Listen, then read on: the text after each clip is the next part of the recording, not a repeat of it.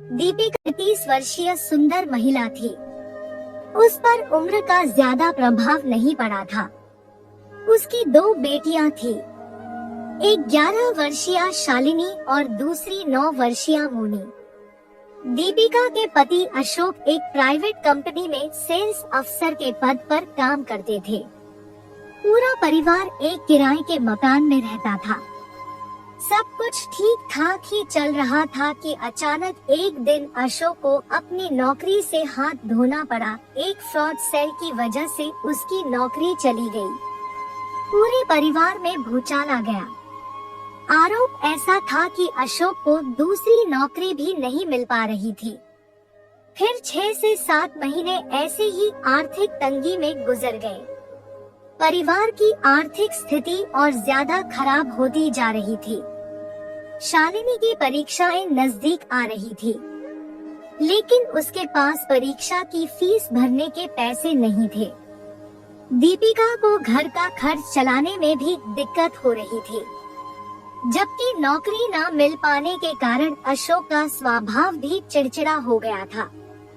ऐसे में एक दिन एक साधु बाबा का शिविर लगा और उनके भक्तों की कतार भी दिन पर दिन लंबी होने लगी। उस बाबा के चमत्कारों की चर्चा दूर दूर तक फैलने लगी। दीपिका भी अपनी पड़ोसिन मीनाक्षी के कहने पर एक दिन उस बाबा के शिविर में जा पहुंची। काफी देर तक इंतजार करने के बाद दीपिका को बाबा से मिलने का मौका मिला गया। एक बड़े से हॉल में कई भक्त पहले से ही इंतजार कर रहे थे। उसी हॉल से एक कमरे का रास्ता जाता था जिसमें बाबा बैठे हुए थे। एक शिष्या दीपिका को बाबा के पास तक ले गई। दीपिका के हाथ में एक पर्स था जो उस शिष्या ने मांग लिया और वहीं पड़े एक टेबल पर रखते हुए कहा कि जाते समय ले लीजिएगा। दीपिका ने हाँ कहकर सर हिलाया और बाबा की ओर देखा। बाबा माला फेर रहे थे। उन्होंने इशारे से दीपिका को बैठने को कहा। दीपिका बैठ गई। कुछ देर बाद दीपिका ने बाबा से कहा, बाबा पति की नौकरी चली गई है, मैं बड़े कष्ट में हूँ। बाबा बोले, पता है, कष्ट दूर हो सकता है, लेकिन उपाय बड़ा ही कठिन है। बताइए बाबा, मुझे क्या करना होगा? दीपिका ने कहा। बाबा बोले, इतनी आसानी से तो उपाय पता भी नहीं चलेगा। सिर्फ उपाय पता करने में ही 3 दिन लग जाएंगे, वो भी यदि तुमने मेरे बताए नियमों का पालन किया तो। नियम बताइए बाबा। मैं सब करूंगी, दीपिका ने कहा। बाबा ने हवा में हाथ घुमाया और चमत्कारी रूप से उनके हाथ में एक फूल आ गया। वो फूल उन्होंने दीपिका को दे दिया और जाने को कहा। दीपिका असमंजस में पड़ गई और संकोच करते हुए बोली, बाबा नियम तो आपने बताए ही नहीं, मैं पालन किसका करूंगी? बाबा बोले, जिसे तुम फूल समझ रही हो वो मैं ही हूँ। यही तुम्हें सारे नियम बताएगा। उन नियमों का पालन कल से ही शुरू कर देना और फिर 3 दिन के बाद यहाँ आना। दीपिका कुछ समझ नहीं पाई और बोझिल कदमों से वहाँ से जाने लगी। उसने पर्स में फूल रखा और शिविर के द्वार पर पहुँच गई। वहाँ एक शिष्या ने उसका पर्स चेक किया। फिर दीपिका अपने घर पहुँच गई। उसका मन बड़ा उदास था। अचानक उसे बाबा के दिए फूल की याद आई। उसने तुरंत पर्स खोला और वो फूल ढूंढने लगी, लेकिन फूल नहीं मिला। उसने परेशान होकर पर्स का सारा सामान एक मेज के ऊपर पलट दिया। उसे फूल तो नहीं दिखा, लेकिन एक कागज की पुड़िया जैसी दिखी। उसने उसे खोलकर देखा तो वो फूल उसी के अंदर लिपटा हुआ था। उसे आश्चर्य हुआ। उस कागज को उसने पूरा खोला तो उस पर नियम लिखे थे, जो कुछ इस प्रकार थे। 1, रोजाना दिन में 2 बार पूरे बदन पे मलाई लगानी है। याद रहे, सिर के अतिरिक्त शरीर का कोई हिस्सा छूटे नहीं और फिर कुछ देर बाद स्नान करना है। फिर नग्न अवस्था में ही फूल से अपने होठों और वक्षों को स्पर्श करना है। सुबह, दोपहर और शाम को फूल को सामने रखकर 5-5 मिनट के लिए बाबा का ध्यान करना है। 3 सिर और चेहरे के अतिरिक्त शरीर के सारे बाल साफ कर देने हैं। 4 3 दिनों तक किसी भी तरह का यौन संभोग नहीं करना है। दीपिका को लगा ये नियम तो आसानी से पूरे किए जा सकते हैं। उसे मन के अंदर ही कहीं बाबा के चमत्कारी पुरुष होने का यकीन होने लगा था।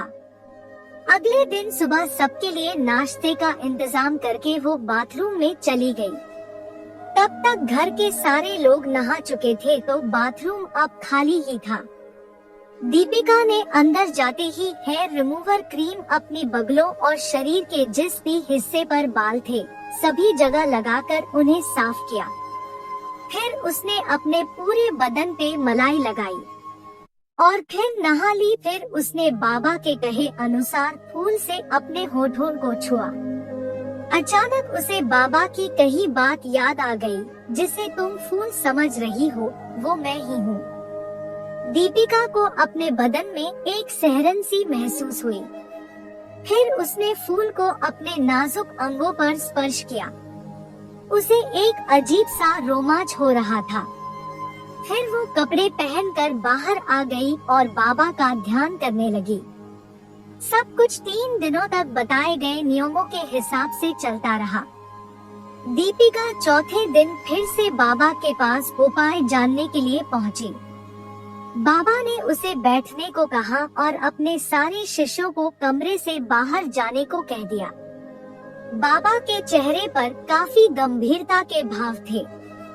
दीपिका ने कहा, बाबा आपके बताए गए प्रत्येक नियम का पालन मैंने पूरी निष्ठा से किया है। क्या कोई उपाय पता चला? मुझे पता है, मैंने कहा था ना, वो फूल नहीं मैं ही हूँ। उस फूल के माध्यम से मुझे सब दिख रहा था, बाबा ने कहा। दीपिका शर्मा गई, लेकिन बाबा अभी भी गंभीर बने हुए थे। बाबा ने दीपिका को अपने पास बुलाया और कहा, दीपिका, मैंने 3 दिनों तक ध्यान लगाया, लेकिन हर बार तुम्हारे कष्ट निवारण का जो उपाय मुझे ध्यान आया वो अत्यंत कठिन है। बाबा, आपके द्वारा बताया गया हर उपाय मैं करने को तैयार हूँ, दीपिका ने बाबा से कहा। बाबा की आंखों में अचानक से आंसू आ गए। दीपिका ये देखकर काफी बेचैन हो उठी और उसके आंसू पहुंचने लगे। बाबा ने उसे रोक दिया और कहा, हे नारी, तुम्हारा सदैव सुरक्षित रहे, तुम महान हो। इसीलिए मैं तुमसे उपाय बताने का साहस भी नहीं कर पा रहा हूँ। दीपिका की बेचैनी बढ़ती जा रही थी। उसने बाबा के पैर पकड़ लिए और रोने लगी। कहने लगी, बाबा, मैं अपने परिवार का दुख नहीं देख सकती, कृपा करके मुझे उपाय बताएं। बाबा ने एक गहरी सांस ली और कहा, दीपिका, आज तक तुम पवित्र हो, लेकिन तुम्हारे पति को जो भी नौकरी मिल सकती है उन सब में कुछ ना कुछ अशुद्धियां है और तुम्हारी पवित्रता की वजह से उनका संयोग तुम्हारे पति के साथ नहीं मिल पाता। इसी वजह से तुम्हारे पति की पिछली नौकरी भी चली गई थी। अशुद्धियां पवित्रता के साथ नहीं रहना चाहती। दीपिका बोली, मैं कुछ समझी नहीं बाबा। तुम्हारी पवित्रता तुम्हारे पति के मार्ग में बाधक है, इसलिए तुम्हें भी अशुद्ध होना पड़ेगा। अशुद्ध? लेकिन कैसे? दीपिका ने आश्चर्य से बाबा से पूछा। तुम्हें अपने सतीत्व का त्याग करना होगा। गैर पुरुष से शारीरिक संबंध बनाने होंगे। संबंध भी तुम्हें उसी पुरुष से बनाने होंगे जो कुछ विशेष मंत्रों का उच्चारण अपने मन में कर सके। दीपिका चीखते हुए बोली, बाबा, ये क्या कह रहे हैं आप? सत्य यही है और इसीलिए मैं तुम्हें ये उपाय नहीं बताना चाह रहा था। दीपिका ने अपना सिर पकड़ लिया। बाबा बोले, मुझे पता था ये उपाय बहुत कठिन है, इसलिए अब तुम जाओ। दीपिका कुछ देर वैसे ही बैठी रही और सोचती रही। फिर उसने कहा, बाबा, मैं तैयार हूँ। लेकिन वो पुरुष कहाँ से लाऊं जो मंत्रों का उच्चारण कर सके? बाबा मौन रहे। फिर दीपिका ने कहा, बाबा क्या आप मेरे साथ संबंध बनाएंगे? बाबा ने क्रोध से कहा, ये क्या कह रही हो तुम? दीपिका बोली, मुझे क्षमा करे प्रभु, लेकिन आपके सिवाय मैं किससे ये प्रार्थना करूं? बाबा ने कुछ देर मौन रखा और आंखें बंद कर ली। ऐसा लगा जैसे वो किसी अदृश्य शक्ति से बातें कर रही हैं। फिर उन्होंने दीपिका से कहा, पवित्र शक्तियाँ आदेश दे रही है कि मुझे ही यह अशुद्धि नियोग करना होगा, और वो भी आज ही। दीपिका ने सर झुका लिया। बाबा दीपिका को अपने शयन कक्ष में ले गए। उनका बेडरूम काफी आलीशान था, खुशबूदार और ठंडा। बाबा ने कहा, दीपिका, मुझसे जरा भी शर्माने की जरूरत नहीं है। इस नियोग से सिर्फ तुम्हारी देह अशुद्ध होगी, तुम्हारी आत्मा पवित्र ही रहेगी। इसलिए निसंकोच अपने वस्त्र उतार दो। यह कहकर बाबा ने अपने सारे कपड़े उतार दिए। दीपिका ने अपनी आंखें बंद कर ली। बाबा दीपिका के पास गए और बोले, तुम्हारा आंखें बंद कर लेना स्वाभाविक है, लेकिन मेरे पास समय का अभाव है, इसलिए तुम्हें जल्दी करनी होगी। यह कहकर बाबा ने दीपिका की काली शिफॉन की साड़ी को दीपिका की गोरी देह से अलग कर दिया। फिर बाबा ने दीपिका से कहा, तुम मुझे वही फूल समझो जो मैंने तुम्हें दिया था, और मुझे उसी क्रम में अपने शरीर के उन अंगों से स्पर्श कराओ जिस क्रम में उस फूल से कराती थी। यह कहकर बाबा दीपिका के बदन पर छा गया। 3 दिनों तक लगातार मलाई के उपयोग से दीपिका की त्वचा काफी चिकनी हो गई थी। बाबा को काफी मजा आ रहा था। दीपिका ने अभी भी अपनी आंखें बंद कर रखी थी, इसलिए वो बाबा की आंखों में उतर आई हवस को नहीं देख पा रही थी। यह हवस देखकर कोई भी बता सकता था कि बाबा ढोंगी ही है, और ये सारा ढोंग उसने केवल दीपिका के शरीर को भोगने के लिए किया था। इस वक्त बाबा पर पूरी तरह हवस हावी हो चुकी थी, और वह दीपिका को अपना शिकार बना चुका था। बाबा ने दीपिका के कंधे पर अपना हाथ रखा और कहा, जाओ, अब तुम्हारा काम बन जाएगा। दीपिका जब घर पहुंची तो देखा अशोक कहीं गया हुआ है। शाम को जब अशोक घर आया तो उसके हाथ में एक नौकरी का ऑफर लेटर था। वो काफी खुश था। सारे घर वाले काफी खुश थे। दीपिका ने मन ही मन बाबा को धन्यवाद दिया और ये सब बाबा का चमत्कार समझ उसे मन से प्रणाम किया।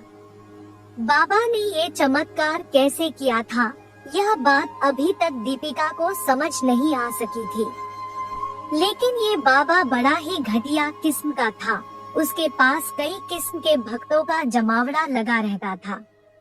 इसी तरह के एक परेशान भक्त को अशोक के लिए नौकरी का इंतजाम करने के लिए कहकर उसने अपनी हवस पूरी कर ली थी। आगे दीपिका की भक्ति के दम पर उसने किस तरह से अपने गंदे जाल को फैलाया, आप समझ सकते हैं। तो दोस्तों, ये थी हमारी आज की कहानी। आपका क्या कहना है इस कहानी के बारे में? कमेंट करके हमें ज़रूर बताएं। वीडियो को लाइक कर दीजिए और चैनल को सब्सक्राइब करके घंटी को दबाकर ऑल पर सेट कर लीजिए, ताकि आने वाले वीडियो आपको तुरंत मिले। मुझे दीजिए अगली वीडियो तक इजाज़त। तब तक के लिए धन्यवाद।